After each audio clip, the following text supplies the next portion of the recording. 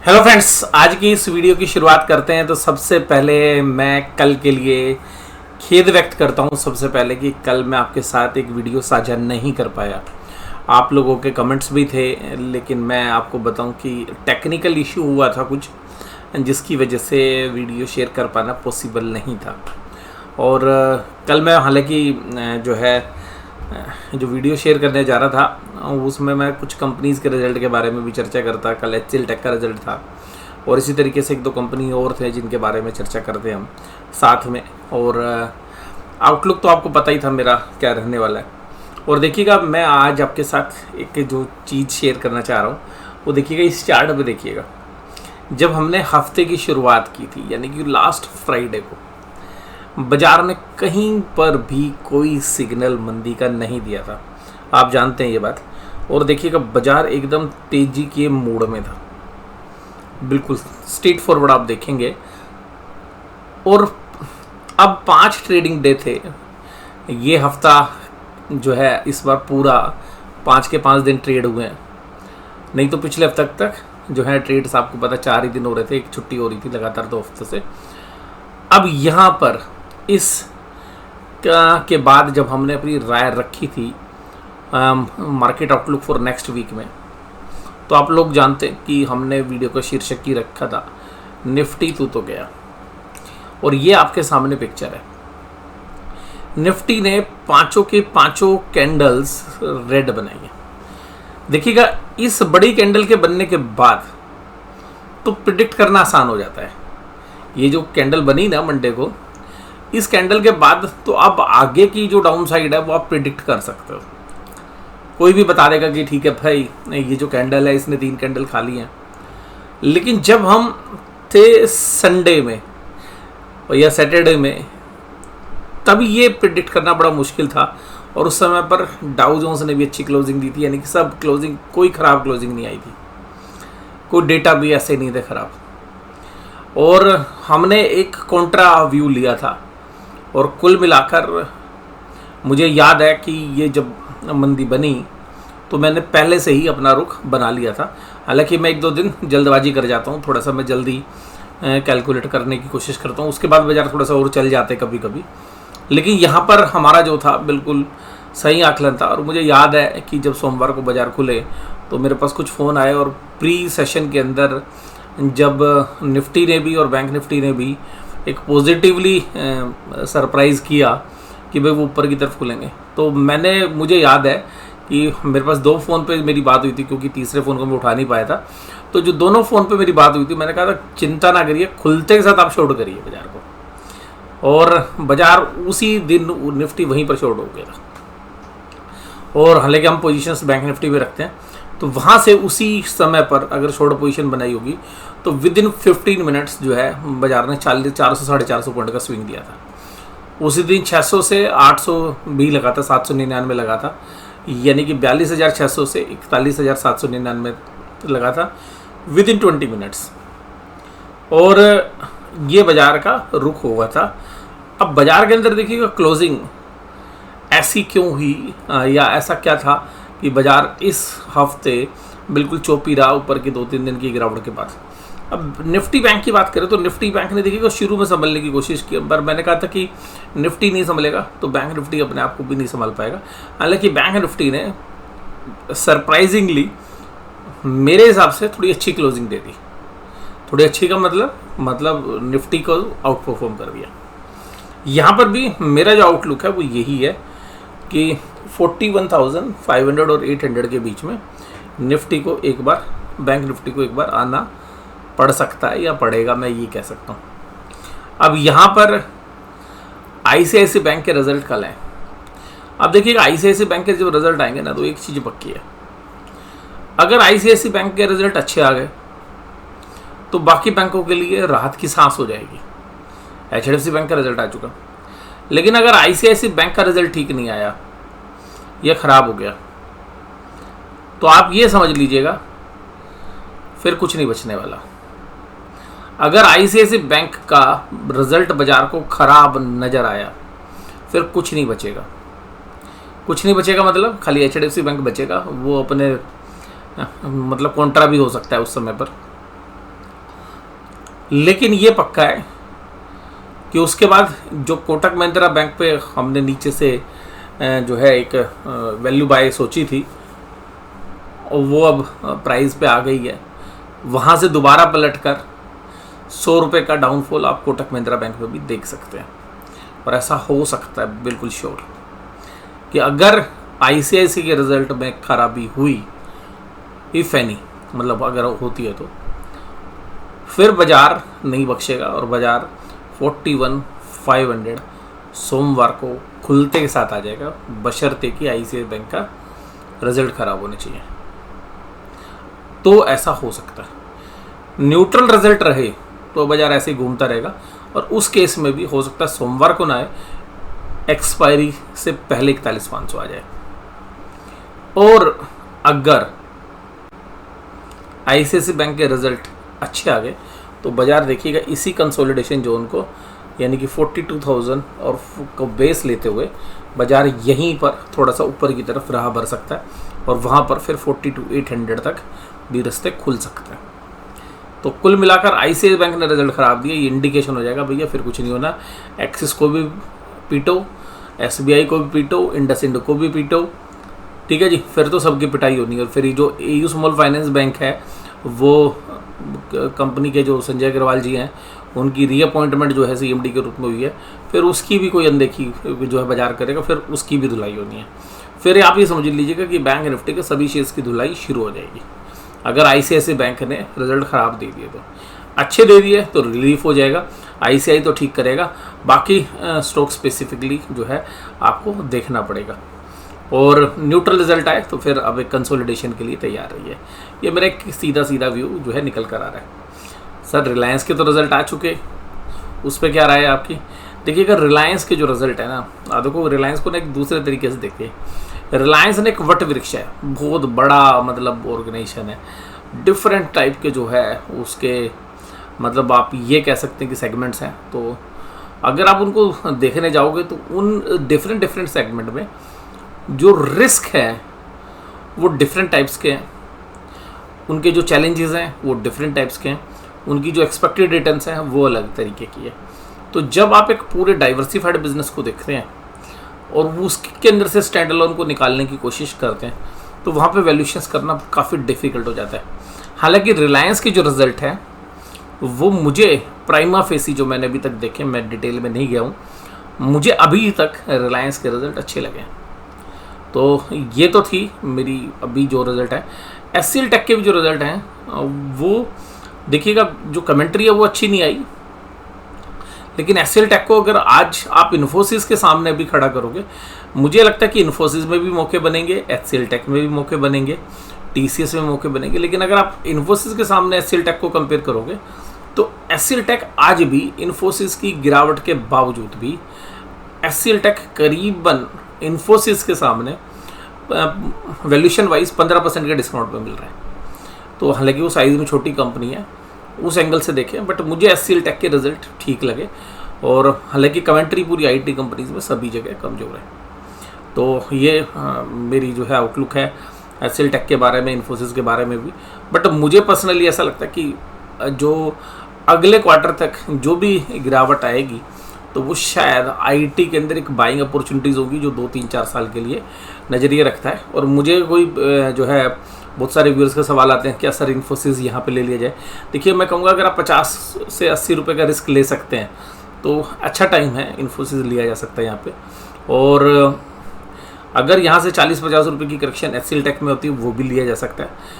3000 के आसपास जो है मुझे लगता है टीसीएस भी बहुत अच्छी बाइंग बनती है।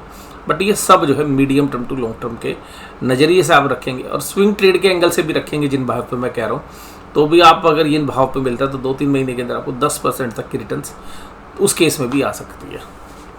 और बाज़ार क्या होता है कि कभी कभी किसी चीज़ को ज़्यादा तोड़ देता है और उसका कारण कम होता है, उससे ज़्यादा टूट जाती है, और कभी कभी ज़्यादा चला देता है जबकि उसके पीछे लॉजिक कम होता है।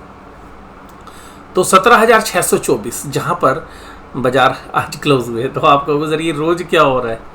ये रोज़ यही होता है ना प्लस ना माइनस, यानी कि थोड़ा बहुत में 5-10 पॉइंट में ही बाज़ार चल रहा है। तो चलिए आज खुश रहिए, ना गिरा ना चला, लेकिन रेड कैंडल बनती है रोज़। यानी कि ओपन हुआ, ओपन से हालांकि थोड़ा सा ही नीचे बंद हुआ है, लेकिन कैंडल रेड है, यानी कि बाजार सस्टेन नहीं कर पा रहा। उम्मीद कर सकते हैं आप ये बाज़ार में, हालांकि रीजंस मैंने आपको जो बताए हैं वो है 17,400 और 300 के बीच में बाज़ार रीटेस्ट करने के लिए आ सकता है, बशर्ते कि अब जो रिज़ल्ट हैं वो किस तरीके के रहते हैं। और आईटीसी ने आज दम दिखाया, आईटीसी, और बहुत सारे जो व्यूअर्स हमसे सवाल पूछ रहे सर आईटीसी का क्या करें। आईटीसी मेरा एक अकेला शेयर था जब 2020-21 के अंदर बाजार चल रहा था, मैं तब दमदार तरीके से आपके साथ डेली एनालिसिस में यही बात बोलता था यार आईटीसी लिया जा सकता है। तो लेकिन आईटीसी में मीम्स बनते थे, 200 रुपये का नोट हो गया, आईटीसी नहीं चलेगा, आईटीसी 10 साल भी ये 10 साल बाद भी 200 रुपये का, तो ये करेंसी नोट की तरह रहेगा। लेकिन ऐसा नहीं होता है। बट मुझे लगता है कि आईटीसी अब फेयरली वैल्यूड है। यहाँ पर मुझे पर्सनली ऐसा लगता है कि एक प्रॉफिट बुकिंग होनी चाहिए यहाँ पे, और की जा सकती है।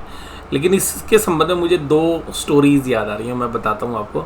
वो 2 स्टोरीज़ क्या हैं, मुझे याद है आज से तकरीबन 12-15 साल पहले सिमिलरली जो है HUL अंडर परफॉर्म करता था, शायद थोड़ा ज़्यादा ही समय हो गया होगा।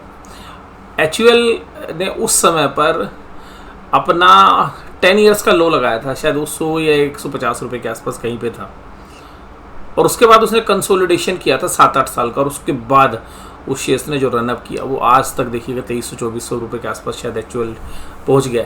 तो वहाँ से उसने मल्टीफोल्ड रिटर्न्स पे की। और उसके बाद मुझे याद है रिलायंस भी ऐसा ही था, 5-7 साल कुछ नहीं हुआ, और रिलायंस पिछले 3-4 साल के अंदर अपने शोल्डर्स को लगभग 4 गुना रिटर्न्स दे चुका है। तो बहुत सारे लोग कह देंगे सर आईटीसी में भी ऐसा हो सकता है। देखिएगा हो सकता है, मना नहीं करूँगा मैं उस मामले में, लेकिन इनका सिगरेट का बिजनेस है, और अब देखिएगा जो ब्रांड्स ये खरीद रहे हैं या जो इन्होंने पीछे खरीदे हैं, अब वो जो है कैपिटलाइज होने शुरू हो गए हैं। तो कुल मिलाकर देखिएगा वैसे तो ऑपरेटर का गेम भी होता है, बट हो सकता है कि आपको यहाँ पे मेरे हिसाब से थोड़ा सा फेयर वैल्यू के आसपास है, लेकिन 40-50 रुपये और भी चल जाए तो मुझे इसमें कोई आपत्ति नहीं होगी, चल सकता है। इसलिए मैं कहता हूँ कि अगर आपके पास आईटीसी है, और जो हमसे सवाल पूछते हैं हम उनको यही कहते हैं कि जो भी आपकी होल्डिंग है, जो आपने 200, 210, 20, 30 जो भी लिए, उससे 25% प्रॉफिट यहाँ पर डेफिनेटली आपको एक बार बांध लेना चाहिए। और बड़े लोगों का जो है बड़े तरीके से वो गेम खेलते हैं, तो यहाँ पर आपके पास अपॉर्चुनिटीज़ हैं। आप लार्ज कैप में अगर रहते हैं तो आप जो है आईटी पैक के अंदर देख सकते हैं, तो कुछ समय ये सेक्टर चलता है, दूसरे समय पे दूसरा सेक्टर आपको अच्छा करता हुआ मिल सकता है। तो ये भी एक चीज़ जो सवाल मेरे पास आ रहे थे तो उसका जवाब दे दिया। TCS, HDFC, एशियन पेंट्स और ब्रिटेनिया यहाँ पर चलते हुए नजर आए। ICICI bank, Adani enterprise, HDFC life, Bajaj Finserv और L&T ये सब कमजोरी पे थे। मुझे याद रहे ना रहे, लेकिन मैं अगले हफ्ते कोशिश करूँगा आपके साथ ऐसी जैसी चर्चा आज आईटीसी पे की है, ऐसी चर्चा मैं आपके साथ एशियन पेंट्स पे करूँ। हालांकि मैं आपको ये बोल सकता हूँ एशियन पेंट्स पे चैलेंजेस हैं, लेकिन जिस तरीके का मुझे आउटलुक लगता है, मेरे हिसाब से एशियन पेंट्स भी यहाँ पर सिप यानी कि सिस्टमेटिकली इन्वेस्टमेंट प्लान के तहत बाय करने की अपॉर्चुनिटीज दे रहा है। और ICICI bank, Adani enterprise, HDFC life, Bajaj Finserv और L&T। इसके बाद अगर हम बात करें NSE के एडवांस डिक्लाइन रेशियो में, देखिएगा एडवांस डिक्लाइन ही ये बता रही है कि बाजार के अंदर एक स्ट्रेंथ जो है वो ख़त्म होती जा रही है। और जो शायद पिछले हफ्ते तक कोई नहीं बात कर रहा था, हमने शायद उसी समय पर ये बात की थी कि ठीक है भाई अब हम कमजोरी जो है प्ले करेंगे। इसी तरीके से जब बाजार बिल्कुल नीचे थे तब भी हमने कॉन्ट्रा व्यू लिया था। कॉन्ट्रा का मतलब होता है एक विपरीत व्यू लेना, जो बाजार के जो सर्वसम्मति से जिस तरीके से एनालिसिस या जो बाकी लोग सोचते हैं उसके विपरीत सोचना। तो मुझे लगता है अभी कि अभी तो देखिएगा सभी लोग सोच रहे हैं कि थोड़ा सा मंदी हो सकती है, तो मेरा भी तो कोई कॉन्ट्रा व्यू नहीं, अभी तो मैं मार्केट के साथ व्यू रखे हुए हूँ। और हालांकि बट थोड़ा सा हमने एडवांस स्टेज के अंदर ये आपके साथ आकलन करने की कोशिश की थी। ITC, टाटा कंसल्टेंसी, ब्रिटेनिया और विप्रो ये सब आज तेजी में थे। एशियन पेंट्स 1.35% की तेजी में। HDFC life, tech Mahindra, Adani enterprise, SBI life और मारुति सुजुकी जैसे शेयर्स कमजोरी के साथ काम कर रहे थे। निफ्टी बैंक 42118, देखिएगा निफ्टी बैंक ने आज एक बार वाटर टेस्टिंग की है 42,000 के नीचे कि कितना बायर है। तो जो वाटर टेस्टिंग का जो रिजल्ट निकला वो ये था, मुझे जो लगता है कि अभी 42,000 के आसपास बाइंग है थोड़ी सी। तो अगर बाजार को नीचे तोड़ना भी है, या तो ICICI बैंक के रिजल्ट ख़राब आएंगे तो टूटेगा, अदरवाइज 41,800 और 700 के बीच में कंसोलिडेशन होगा, उसके बाद ही बाजार नीचे जाना चाहिए। अगर बाजार किसी भी कारण से एक ही झटके में गैप डाउन के अंदर, मान लेते हैं अगर ICICI बैंक के रिजल्ट खराब आते हैं और गैप डाउन में बाजार 700 के नीचे खुल जाता है ऐसा, तो मैं उम्मीद करूंगा कि भाई साहब उस समय मंदिर मत करिएगा। वहाँ से नीचे बाजार 400 जाए, 500 जाए, 600 जाए, वहाँ से अगर मान लीजिएगा 300-400 भी चला जाए तो एक बार पुल बैक करके 700 की तरफ जरूर आएगा। तो अगर यहाँ पर कंसोलिडेशन अच्छा हो चुका है, लेकिन फिर भी मुझे लगता है कि ब्रेकडाउन होने से पहले एक बार 700 के आसपास का लेवल या 800 के आसपास का लेवल जरूर होना चाहिए अगर बाजार को चलना है तब भी। तो मैं ये मानता हूँ कि एक बार उस रेंज में जाना जो बाजार के लिए बहुत ज़्यादा जरूरी है, तेजी के लिए भी और मंदी के लिए भी। और इसके साथ साथ अगर बात करें Kotak Mahindra bank, HDFC bank, बंधन बैंक और IDFC फर्स्ट बैंक, ये सब तेजी में थे। ICICI bank, SBI, axis, AU small finance और इंडसइंड जो है कमजोरी में थे। मेरा पर्सनल व्यू, मुझे अभी AU स्मॉल फाइनेंस बैंक महंगा लग रहा है और कोई बहुत बड़ी बात नहीं, अब आने वाले समय में 2 से 3 महीने में हम इस शेयर का भाव 600 रुपये के नीचे भी देखते हुए मिल जाए। बंधन bank, Kotak Mahindra bank, IDFC और HDFC बैंक, ये 4 तेजी में थे। बाकी सब मंदी में भी क्या थे, सब फ्लैट से ही थे। तेजी मंदी में बंधन ही तो 1% से ऊपर है, बाकी तो सब ऐसे ही है। FIIs फिर आज सेलर थे 2100 करोड़ के, लेकिन DIIs आज मजबूती के साथ खड़े रहे क्योंकि मंथली एक्सपायरी की तरफ बाजार जा रहे हैं। तो FIIs अगले 4 दिन में भी मुझे लगता है कि अगर ये सेलिंग का फिगर रख सकते हैं, क्योंकि बाज़ारों के अंदर उन्होंने देखिएगा एक कॉन्ट्राव्यू लेते हुए नीचे से माल खरीद के लाया, वो ऊपर की तरफ है और निचले लेवल पर DIIs बेच रहे थे, ऊपर आने के बाद DIIs खरीद रहे हैं। तो हालांकि DIIs का काम इंडेक्स मैनेजमेंट का ज़्यादा है जो मुझे प्रतीत होता है। तो अभी अगर FIIs की सेलिंग रहती है, जो मुझे लगता है कि अगले 4 दिन रह सकती है, तो आप एक जो आउटलुक है वो मैं मंडे को ज़्यादा अच्छे से आपके साथ क्लियर कर पाऊँगा। मंडे के ट्रेड देख के पता चल जाएगा। तो बाज़ार में जो है ऊपर के लेवल्स पे बाइंग इंटरेस्ट देखने के लिए नहीं मिल रहा। सेलर भी जल्दबाजी माल बेचने ही रहा है, कोई नया ट्रिगर बाज़ार में नहीं है। तो मुझे अभी लगता है या तो बाज़ार चौपी रहेगा या बाज़ार के अंदर मैं तो देखिएगा वीकनेस ही प्ले कर रहा हूँ। और हालांकि टाइम वैल्यू मनी जो है वो अब हम थोड़ा सा टाइम वैल्यू मनी के लिए हमने थोड़ी सी out of the money put बेचने की कोशिश की है जो हमारी पोजीशंस है उसके सामने। तो हमने 41,000 की जो ऑप्शंस हैं, यानी कि जो पुट ऑप्शंस हैं, वो हमने डिफरेंट डेट्स में सेल करी हैं। यानी कि इस मंथ की एक्सपायरी भी, अगले महीने की एक्सपायरी भी, उससे अगले महीने की एक्सपायरी, सबके पर्पज़ अलग अलग है। और 4 तारीख की एक्सपायरी में भी, तो वो उसके पर्पज़ सबके अलग अलग हैं, सबके बेचने के पीछे की लॉजिक है।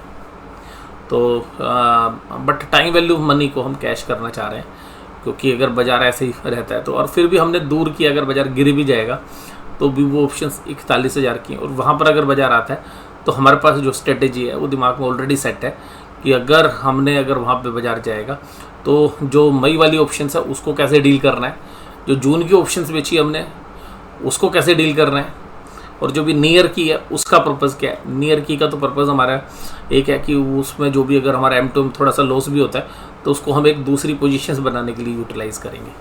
तो कुल मिलाकर जो भी हमने ट्रेड लिए हैं उन सब के पीछे एक लॉजिक है, और उसमें से कुछ हैजिंग के टूल भी हैं।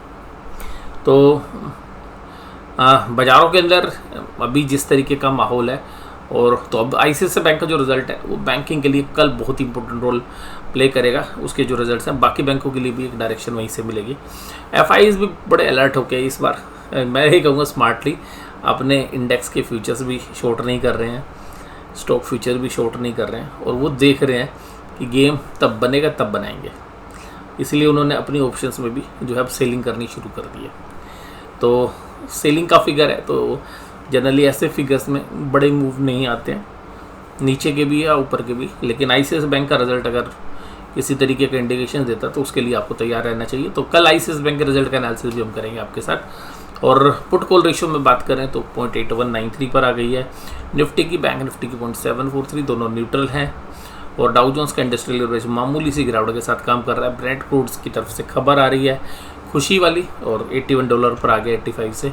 ऑप्शन चेन में 17,600 पे बाजार चल रहा है। यहाँ पे तो कॉल राइटर नहीं है एग्रेसिव, लेकिन 17,700 पे जाके देखिए भाई सब 3,25,000 कॉन्ट्रैक्ट। और बाज़ार को अगर एक या दो दिन एक दिन मान लो अगर 17,600 के नीचे अगर मंदी करने वाले लुढ़का पाए तो 17,600 पे भी सेम तरीके का बिल्डअप बन जाएगा। लेकिन पुट राइटर अच्छे हैं 17,600 पे, और लेकिन अगर दूर जाओगे 17,500 पे, वहाँ पे 1,36,000 कॉन्ट्रैक्ट हैं। लेकिन यहाँ 17,600 से अगर 100 पॉइंट दूर आओगे तो 3,25,000 कॉन्ट्रैक्ट है। आज भी 1,20,544 कॉन्ट्रैक्ट ऐड हुए हैं। इसका मतलब क्या है? इसका मतलब ये है कि इस मंथली एक्सपायरी में मंदी करने वाले 17,700 से ऊपर बाजार नहीं जाने देने का पूरा मन बना चुके हैं। और इसी तरीके से अगर हम बात करें तो बैंक निफ्टी में भी ज़्यादा संकेत है नहीं, 42,000 के आसपास ही कॉल और पुट जो है दोनों लगभग बराबरी की तरफ है। थोड़ी सी पुट राइटिंग ही ज़्यादा है, यानी कि मजबूती वाली थोड़े से ज़्यादा है, बट ये सब देखिएगा ज़्यादा फर्क है नहीं इसमें। तो 42 में न्यूट्रल है, कोई ऐसा ज़्यादा संकेत मिल नहीं रहा। तो आज की ये चर्चा आपको कैसी लगी जरूर से मुझे कमेंट बॉक्स में बताइए। वीडियो देखने के लिए धन्यवाद। Thank you very much.